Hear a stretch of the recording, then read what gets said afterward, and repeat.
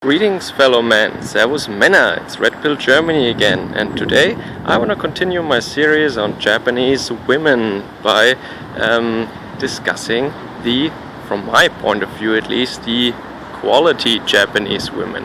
And it is not really easy to find them, as my experience and the experience of my expat friends here in Japan shows.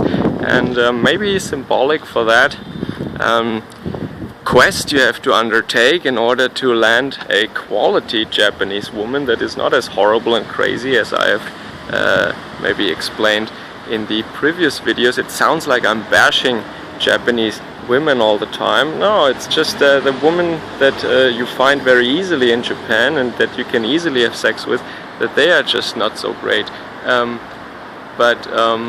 Yeah, symbolic for that quest you need to undertake if you really want the mother of your children, a wife, a lifelong partner, quality partner, whatever.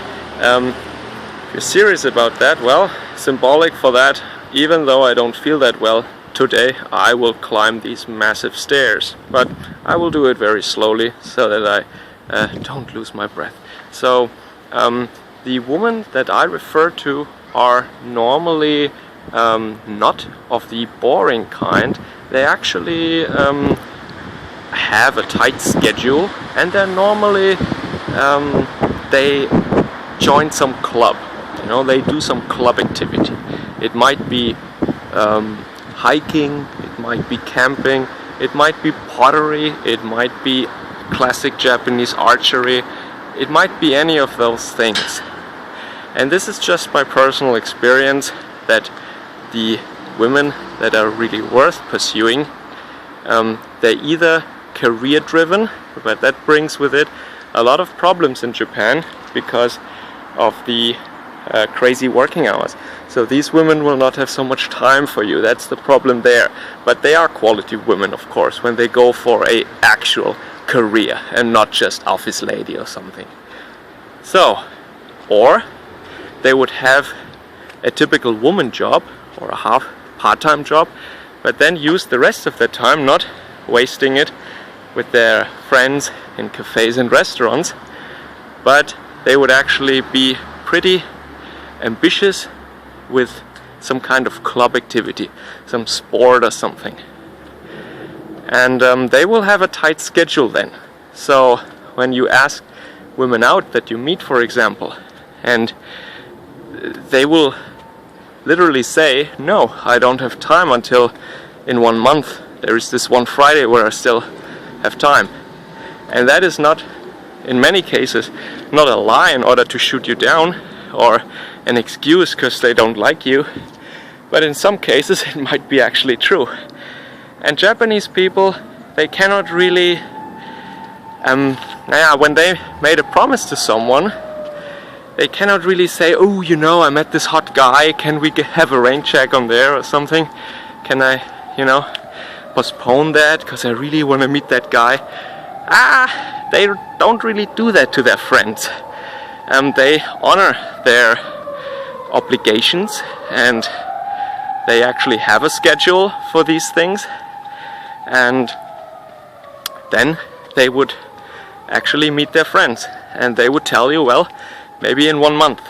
And that is what makes it so hard. But so I didn't look for women, actually I looked for Japanese friends, and I found them in a club. You join some club, some activity that you enjoy, and then you're kind of embedded in a social framework where in the beginning they're forced, because of social protocol, they're forced to interact with you, and then later, well, you might or might not actually become friends. And that goes for just friendships, and that also goes for romantic relationships, of course. So the best way to find quality Japanese women, I would say, is find a club activity you like. And then, of course, it shouldn't be an activity where only grandmas are at, right? Or only guys, yeah? But where enough eligible women are at, and then yeah, just try to establish a relationship with these women, and then focus on one that you really like, and maybe you're lucky. So forget about Tinder or gaijin bars or international parties. Might be okay, but yeah, you gotta watch out for the categories of women I mentioned earlier, like the boring woman or the gaijin hunter who has a fetish or needs some free English lessons. But well, maybe you can vet easily for those cases. Maybe international parties would be okay, but my experience was, if you're into that, joining a Japanese club, which requires some Japanese skill of course, but hey, if you want a Japanese quality partner, you must speak Japanese, at least a little bit. Yeah. So that shouldn't come as a surprise, I guess. Yay, I made it up the stairs. It's so humid today. Really sweaty now. Well, I'm gonna take a shower later. So, yeah, this is what I would have to say about the quality Japanese women. And they will be, from my experience and from my friends' experience, loyal life partners. You